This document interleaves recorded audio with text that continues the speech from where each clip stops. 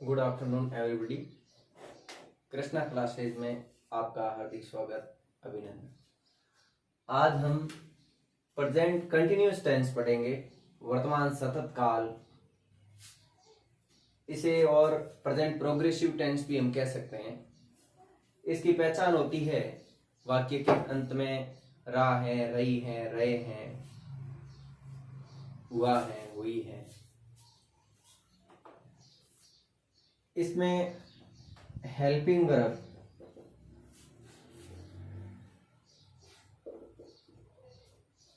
Is,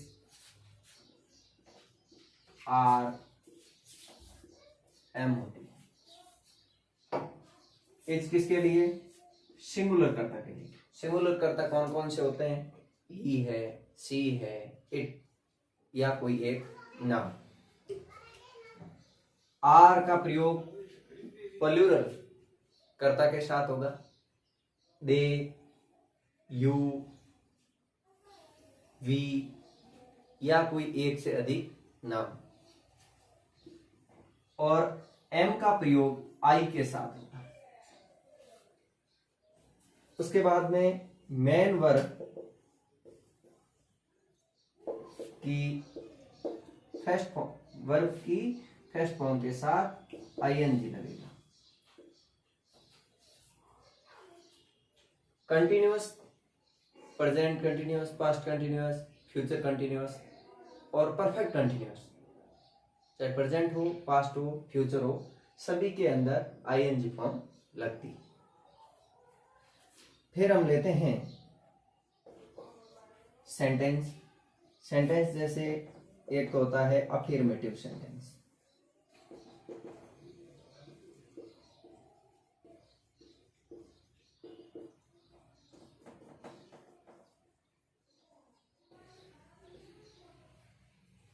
सबसे पहले subject plus helping verb plus main verb plus object plus rest verb. इसी प्रकार negative sentence.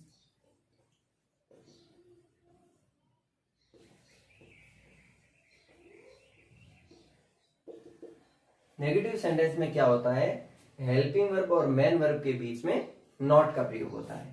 तो लिखेंगे हम subject plus HV plus not plus MV plus object plus rest word. फिर हम लेते हैं इंटरोगेटिव।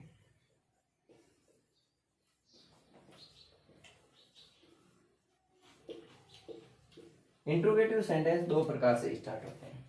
एक तो WH वर्ड से होता है और एक हेल्पिंग वर्ब से। हेल्पिंग वर्ब से जो क्वेश्चन स्टार्ट होता है उसका आंसर यस या नो में दिया जाता है, और WH वर्ड से जो प्रश्न स्टार्ट होता है उसका तर्क से जवाब दिया जाता है। तो हेल्पिंग वर्ब से स्टार्ट होता है तो WH वर्ड को छोड़ दो, बाकी वाला जो फॉर्मूला है वो हेल्पिंग वर्ब में हो जाएगा। अगर WH वर्ड से करना है तो इस प्रकार होगा। सबसे पहले WH words plus helping verb plus subject plus main verb plus object plus rest word. अगर वाक्य हम इंट्रोगेटिव नेगेटिव बनाते हैं, इंट्रोगेटिव नेगेटिव सेंटेंस बनाते हैं,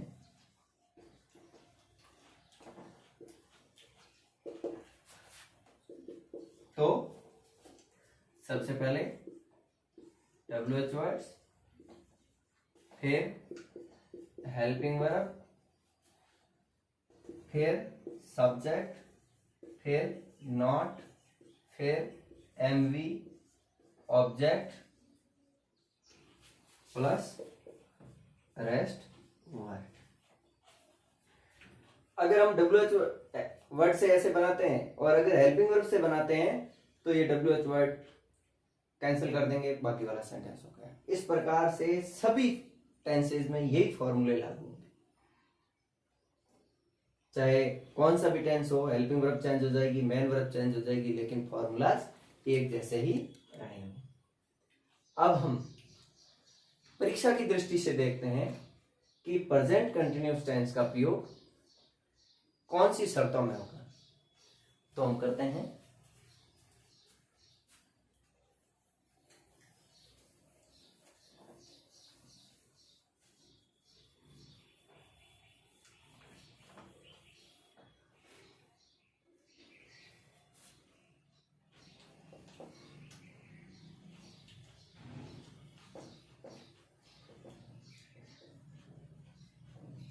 रूल नंबर 1। जब वाक्य में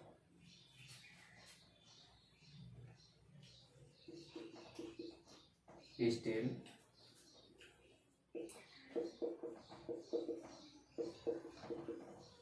at this time,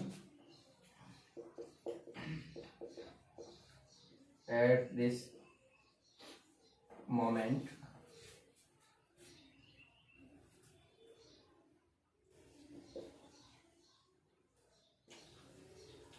these days,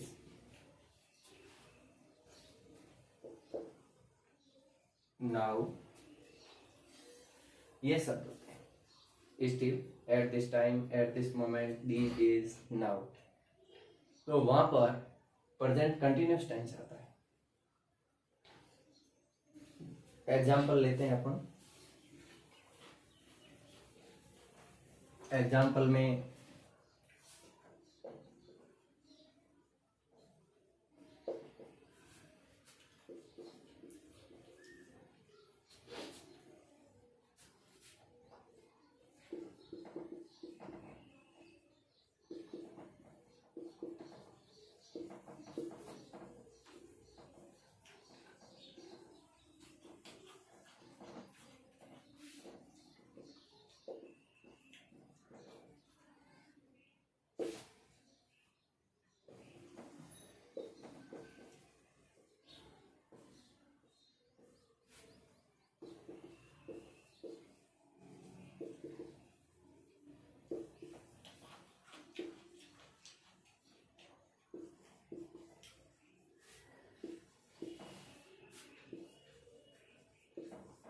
इस प्रकार से लिखे। ऑप्शन है राम खाली जगह cricket in the playground at this time. Ram इस समय खेल के मैदान में खेल खेल रहा है। तो राम कर्ता एक वचन है। तो कर्ता एक वचन है तो राम के साथ में इज आर एम में से अपन को पकड़ आ गया कि इज आएगा और वर्ब की फर्स्ट फॉर्म के साथ आईएनजी आएगी। प्रेजेंट कंटिन्यूअस टेंस का पता कैसे चला कि एट दिस टाइम आया हुआ है। एट दिस टाइम एडवर्ब्स आई हुई है तो हमें यह पता चल गया कि ये प्रेजेंट कंटिन्यूअस टेंस है। और राम को देखते ही हमें लग गया कि कर्ता एक वचन है या बहुवचन। तो हमें स्पष्ट रूप से पता चल गया कि राम कर्ता एक वचन है, इसलिए इसके साथ में इज प्लेइंग आएगा।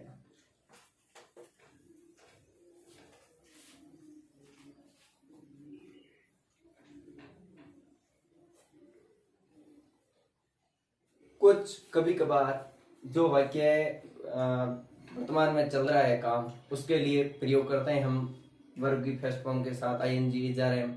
लेकिन कभी कभी क्या है कि जो काम जिस समय हम बोल रहे हैं उस समय नहीं चलता है, लेकिन वो चल रहा है, अनवरत जारी है। जैसे आई एम रीडिंग गीता, तो आप गीता पढ़ रहे हैं, कोई जरूरी नहीं है कि आप जिस समय बोल रहे हैं उस समय गीता हाथ में लिए हुए पढ़ रहे हैं, नहीं, आपका काम पढ़ रहे हैं, रोजाना पढ़ते हैं, तो वहां पर भी प्रेजेंट कंटिन्यूअस टेंस का प्रयोग होता है।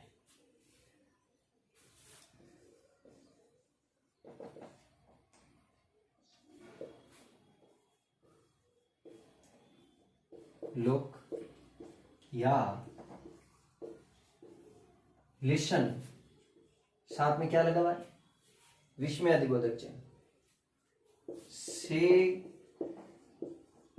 शुरू होने वाले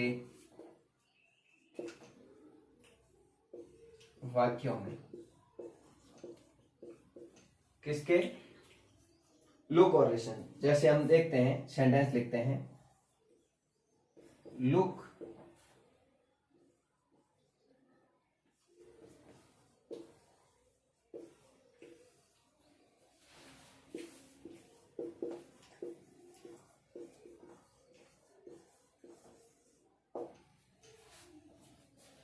ऑप्शन में दे दिया run, are running,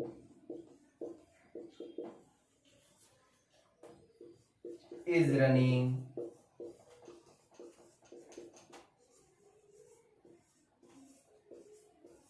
ran. Look, देखो, एन ओल्ड मैन खाली जगह आफ्टर द बस, बस के पीछे दौड़ रहा है। तो देखो, दौड़ता है तो भी यहां पर रन्स होता, लेकिन लुक और लिसन से शुरू होने वाले वाक्य प्रेजेंट कंटिन्यूअस टेंस में ही उसका भरा जाता है। तो एन ओल्ड मैन एक है, इसलिए आर नहीं आएगा। इज रनिंग होगा, रैन नहीं आएगा, ठीक है ना। इसलिए हम इसमें सी ऑप्शन को करेक्ट मानते हैं। और ये जब टेंस पूरे हो जाएंगे, टेंस पूरे होने के बाद में जब प्रेजेंट टेंस पूरा हो जाएगा, प्रेजेंट इंडेफिनाइट, कंटिन्यूअस, परफेक्ट और परफेक्ट कंटिन्यूअस, उसके बाद में अपन 40-50 सवालों की एक क्वेश्चनरी बनाएंगे जो हर कंपटीशन में आए हुए हैं या आने की संभावना है, और उन प्रश्नों के साथ हम तर्क वितर्क करके इनको समझेंगे।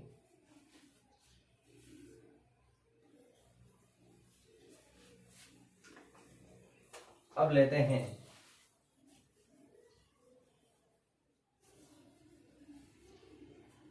प्रेजेंट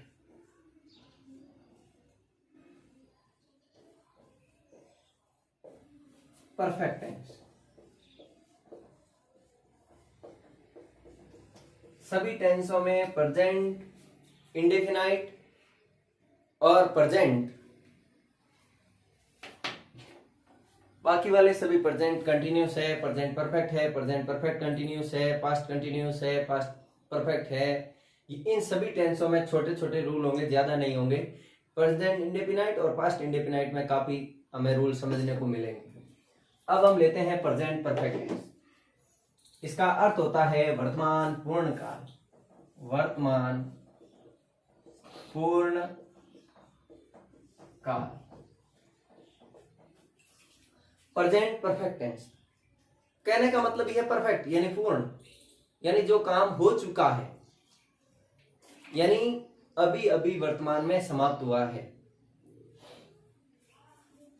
वाक्य के अंत में चुका है, चुकी है, चुके हैं, ये इनके वाक्य की हिंदी पहचान होती है। प्रेजेंट परफेक्ट टेंस में हेल्पिंग वर्ब का प्रयोग, हेल्पिंग वर्ब हैज और हैव का प्रयोग होता है। हैज करता सिंगुलर के साथ, हैव करता प्लूरल के साथ। एक ही चीज ध्यान रखनी है, थर्ड पर्सन के अंदर ही, सी, इट और कोई नाम वह सिंगुलर है, बाकी सब प्लूरल है। मैंने पहले भी बता दिया था जब हम प्रेजेंट इंडेफिनाइट टेंस पढ़ रहे थे कि आई प्लूरल है सिंगुलर, लेकिन इनके साथ वर्ब प्लूरल प्रयुक्त होती है only for present continuous tense. Present continuous tense के अंदर एम आता है और पास्ट कंटिन्यूअस टेंस के अंदर वॉज आता है, बाकी जगह इसे प्लूरल गिना जाता है। और मेन वर्ब की थर्ड फॉर्म तीनों परफेक्ट टेंस में मेन वर्ब क्या लगती है? वर्ब की थर्ड फॉर्म।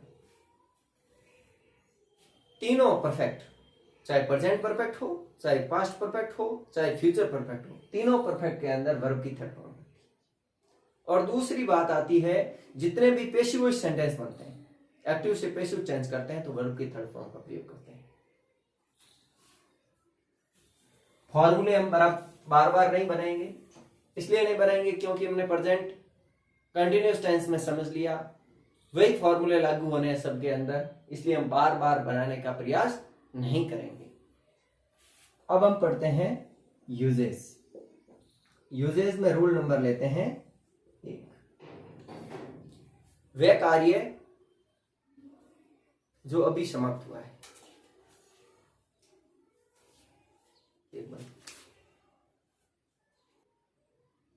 अब हम रूल समझते हैं इसका कि जब वाक्य में ऑलरेडी, रिसेंटली, यट, सो फार, बाय नाउ, जस्ट एडवर्ब्स हो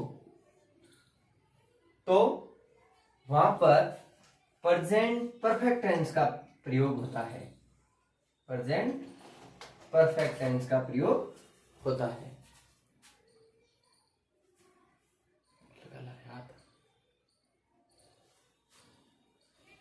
ओके, जब वाक्य में ऑलरेडी, रिसेंटली, यट, सो फार, बाय नाउ, जस्ट एडवर्ब्स का प्रयोग हो तो वो प्रेजेंट परफेक्ट टेंस में होती है।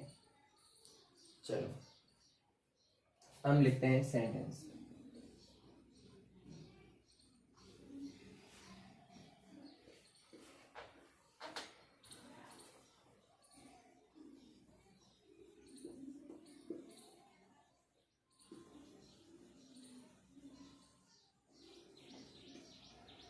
आई खाली जगह, ऑलरेडी खाली जगह, माई होमवर्क। तो हम जैसे ऑप्शन में दे दिया हैज कंप्लीटेड, बी ऑप्शन में दे दिया कंप्लीटेड, सी में दे दिया हैव कंप्लीटेड और डी ऑप्शन में दे दिया आर कंप्लीट।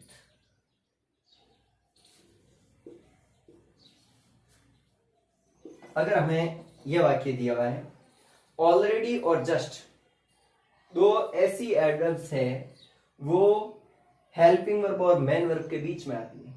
रिसेंटली अंत में लगभग आती है। यट का प्रयोग नेगेटिव सेंस में होता है। यहां पर अपन ऑप्शन नंबर चुनेंगे C, I have completed, I have already completed my homework. मैंने पहले से ही मेरा काम कर लिया था। अब हम कुछ वाक्य होते हैं, कुछ काम होता है जो प्रेजेंट परफेक्ट टेंस में होता है, यानी काम तो पहले हो गया लेकिन उस काम का प्रभाव अभी भी जारी है। यानी कहने का मतलब रूल में यह लिखेंगे अपन कि वह कार्य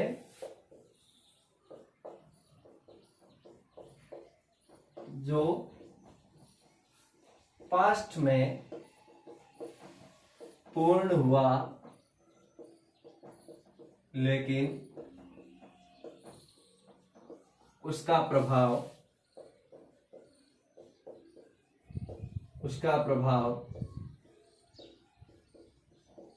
वर्तमान में भी है। जैसे I have cut my finger, मैंने मेरी अंगुली को काट लिया। अब काट तो लिया है, पहले काट लिया, लेकिन अभी खून बह रहा होगा या दर्द हो रहा होगा, यानी उसका प्रभाव है वो अभी भी जारी है। इस प्रकार से इस टेंस को अपन यहीं विराम देते हैं। परीक्षा उपयोगी चीजें हमने काफी देख ली और कुछ जब हम प्रश्न करेंगे, विभिन्न एग्जाम्स में आए हुए क्वेश्चन को सॉल्व करेंगे और इन टेंस के बारे में होगा तो उसके साथ ही हम रूल बनाएंगे। यानी हर सेंटेंस कैसे इसमें यह प्रयुक्त हुआ इसके बारे में हम समझेंगे, वो हम समझेंगे जब हम प्रैक्टिस सेट करेंगे। अब हम अगला टेंस लेते हैं present perfect continuous tense. Present perfect continuous tense में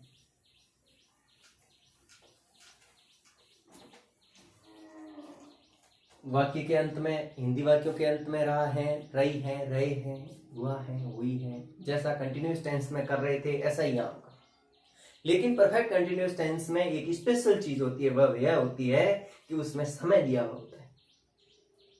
निश्चित समय है, पॉइंट ऑफ टाइम है तो सेंस, और अगर पीरियड ऑफ टाइम है, समय की अवधि दी हुई है, तो वहां पर प्रयोग करेंगे अपन फॉर का। अपन टेंस लेते हैं प्रेजेंट परफेक्ट कंटिन्यूअस टेंस। इसका हिंदी अर्थ होता है वर्तमान पूर्ण सतत काल। कुछ पूरा हुआ है, क्योंकि कुछ समय से चल रहा है तो कुछ पूरा हुआ है, लेकिन अभी भी सतत पर्यंत है, चल रहा है। चलो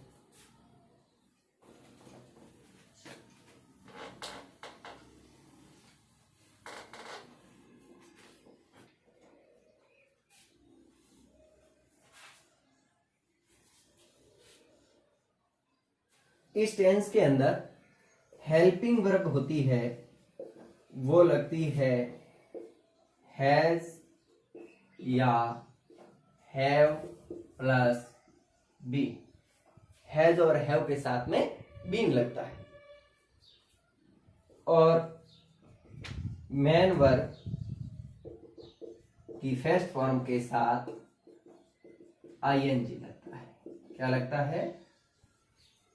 मेन वर्ब की फर्स्ट फॉर्म के साथ आईएनजी लगता है। एक चीज और समझेंगे अपन, अगर पॉइंट ऑफ टाइम है यानी निश्चित समय है, तो उसके साथ में किसका प्रयोग करेंगे?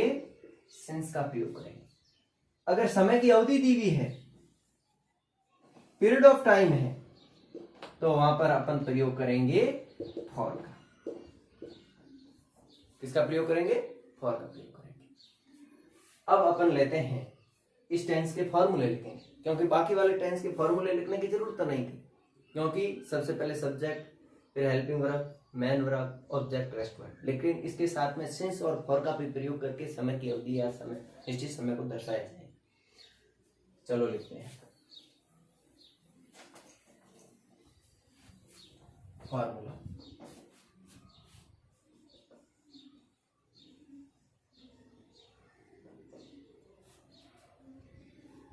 फर्स्ट लेते हैं यहाँ पर अफर्मेटिव सेंटेंस। अफर्मेटिव सेंटेंस सबसे पहले क्या आ जाएगा? सब्जेक्ट, फिर क्या आएगी? हेल्पिंग वर्ब, फिर मेन वर्ब, फिर ऑब्जेक्ट, फिर आरडब्ल्यू यानी रेस्ट वर्ब, फिर सिंस या फॉर प्लस टाइम। ये प्रेजेंट परफेक्ट कंटिन्यूअस टेंस पढ़ रहे हैं। अपन लेते हैं नेगेटिव सेंटेंस। नेगेटिव सेंटेंस का मतलब होता है नकारात्मक वाक्य।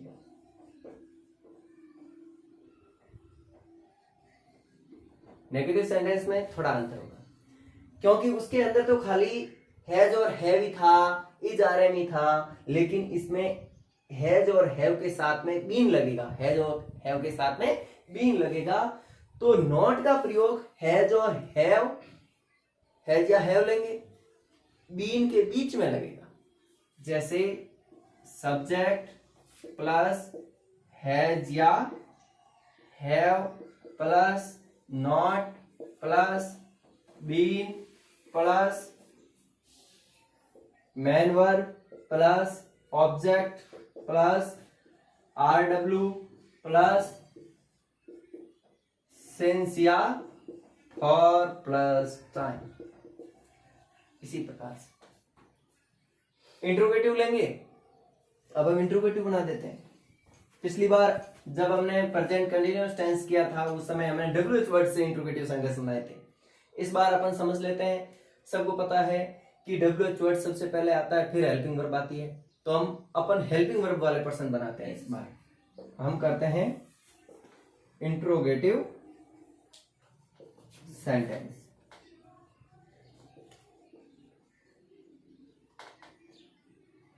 इंट्रोगेटिव सेंटेंस इसमें सबसे पहले आ जाएगी हेल्पिंग वर्ब। हेल्पिंग वर्ब में लेंगे अपन हैज या have. Plus subject plus been plus MV plus object plus RW plus since या फॉर प्लस टाइम और अंतिम में प्रश्नवाचक चिन्ह। नेगेटिव सेंटेंस बनाना होता है तो हैज या हैव प्लस सब्जेक्ट के बाद नॉट, बीन से पहले और सब्जेक्ट के बाद में, ये ध्यान रखनी है। अब अपन लेते हैं इसका यूजेज कैसे होता है। यूजेज में एक ही रूल है इसका, वाक्य के अंत में सिंस और फॉर होगा प्लस टाइम दिया हुआ होगा। ध्यान देने की बातें हैं। जब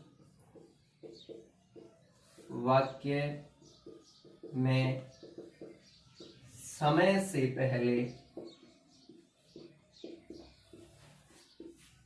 सिंस या फॉर दिया हुआ हो, जैसे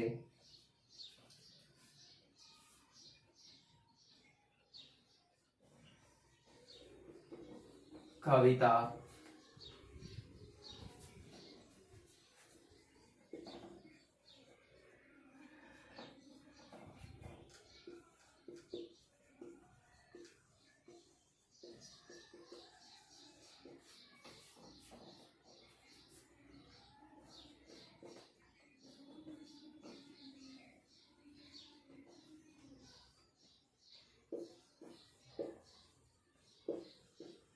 has been reading, सी में दे दिया रीड और डी में दे दिया आर रीडिंग। यहां ऑप्शन कविता खाली जगह ए नॉवेल, सिंस मॉर्निंग कविता सुबह से नॉवेल पढ़ रही है। मैंने क्या लिखा, समय से पहले सिंस या फॉर, समय दिया हुआ है इससे पहले सिंस या फॉर का प्रयोग होगा। कविता एक वचन है और प्रेजेंट परफेक्ट कंटिन्यूअस टेंस है। प्रेजेंट परफेक्ट कंटिन्यूअस में यह भी हमें पता है कि हेल्पिंग वर्ब हैज या have plus been plus verb की फर्स्ट फॉर्म के साथ आईएनजी, तो इज नहीं आएगा, हैज बीन रीडिंग है क्योंकि कविता एक वचन भी है, हैज आया हुआ है, बीन प्लस वर्ब की फर्स्ट फॉर्म के साथ आईएनजी आया हुआ है। रीड नहीं आएगा क्योंकि यह प्रेजेंट परफेक्ट कंटिन्यूअस टेंस है और उसके साथ में भी कर्ता एक वचन नहीं है, बहुवचन नहीं है, यानी हमें तो ऑप्शन नंबर बी करेक्ट मानना है। कभी कभार क्या होता है, कुछ सेंटेंस होते हैं जिनके अंदर सिंस और फॉर प्लस टाइम दिया हुआ होता है, लेकिन प्रेजेंट परफेक्ट कंटिन्यूअस टेंस की हेल्पिंग वर्ब और मेन वर्ब आपको ऑप्शन में नहीं मिलेगी, वहां प्रेजेंट परफेक्ट टेंस की दे दी जाती है, तो भी राइट है। कभी कभार क्या होता है कि कोई काम चल रहा होता है और वर्तमान में भी होता है, तो वहां पर प्रेजेंट परफेक्ट टेंस का भी प्रयोग कब करेंगे, जब प्रेजेंट परफेक्ट कंटिन्यूअस टेंस की हेल्पिंग वर्ब या मेन वर्ब नहीं होगी। अगर वो होती है तो प्रेजेंट परफेक्ट कंटिन्यूअस टेंस को आपको प्राथमिकता देनी है, अगर नहीं है प्रेजेंट परफेक्ट कंटिन्यूअस की तो आप प्रेजेंट परफेक्ट टेंस की भी यानी हैज या हैव प्लस वर्ब की थर्ड फॉर्म का भी प्रयोग कर सकते हैं, जिसका उदाहरण देते हैं अपन।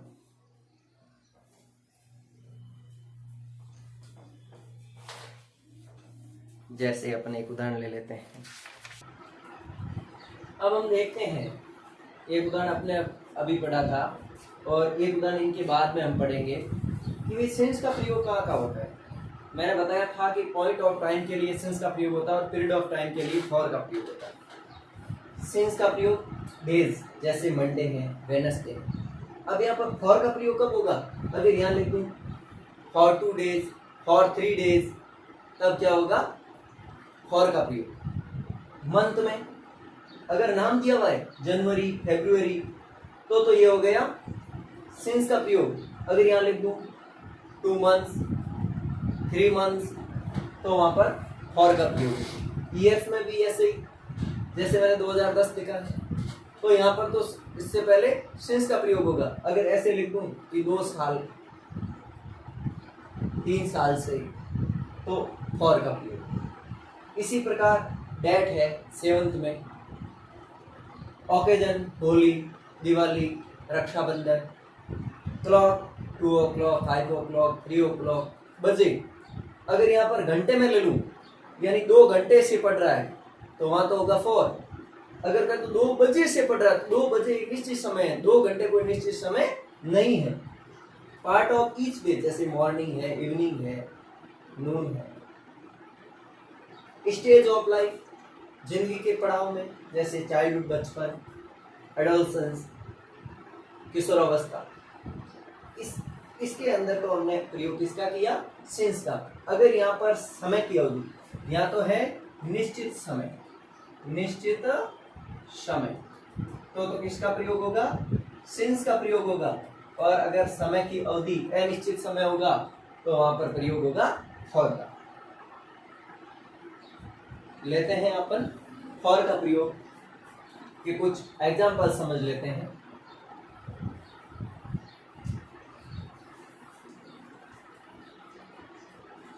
फॉर का प्रयोग,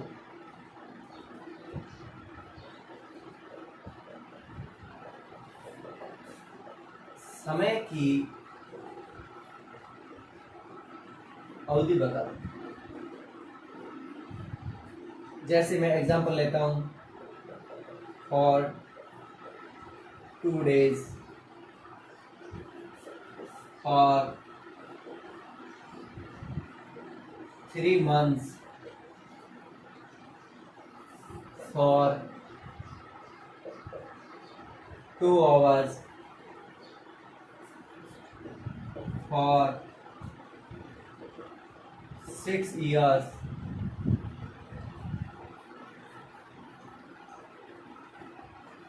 ये सब क्या है? ये समय की अवधि बता रहा है। तो वहां पर हम किसका प्रयोग करेंगे? फॉर का प्रयोग करेंगे। पहले मैंने एक बात समझाई थी कि अगर ऑप्शन के अंदर प्रेजेंट कंटिन्यूअस टेंस की, प्रेजेंट परफेक्ट कंटिन्यूअस टेंस की हेल्पिंग वर्ब या मेन वर्ब नहीं दी हुई है, और प्रेजेंट परफेक्ट टेंस की हेल्पिंग वर्ब दी हुई है, और सिंस और फॉर का प्रयोग किया हुआ है, तो भी आप वहां पर प्रेजेंट परफेक्ट टेंस को उचित माने और उनको करें। जैसे मैं सेंटेंस लिखता हूं,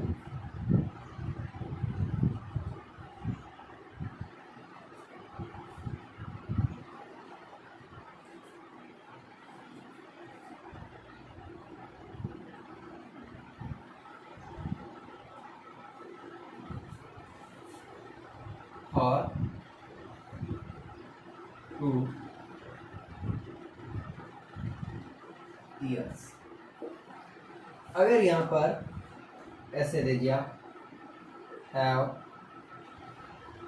taught, बी में दे दिया is teaching, सी में दे दिया has been टीचिंग, और डी ऑप्शन में दे दिया विल टीच, तो यहाँ पर ये करेक्ट नहीं है। हैज बीन टीचिंग, अगर यहाँ हैव बीन टीचिंग होता तो हम इससे ज्यादा प्रायोरिटी किसको देते? हैव बीन टीचिंग को देते। लेकिन यहाँ पर हैव बीन टीचिंग नहीं है, हैज बीन टीचिंग है, लेकिन आई के साथ में हैव का प्रयोग होता है, न कि हैज का। विल टीच आएगा ही नहीं, तो यहाँ पर अपन को ऑप्शन ए भी भरना पड़ सकता है। मैंने ये स्पष्ट कर दिया कि अगर प्रेजेंट परफेक्ट कंटिन्यूअस टेंस की हेल्पिंग वर्ब और मेन वर्ब नहीं है, और प्रेजेंट परफेक्ट टेंस की हेल्पिंग वर्ब है, तो आप निश्चित रूप से उसको चुन लीजिए। अब हम इसके बाद में नेक्स्ट डे करेंगे पास्ट टेंस, जिनके चारों भागों को समझ करके हम आगे बढ़ेंगे। अभी करते हैं क्लास को यहीं।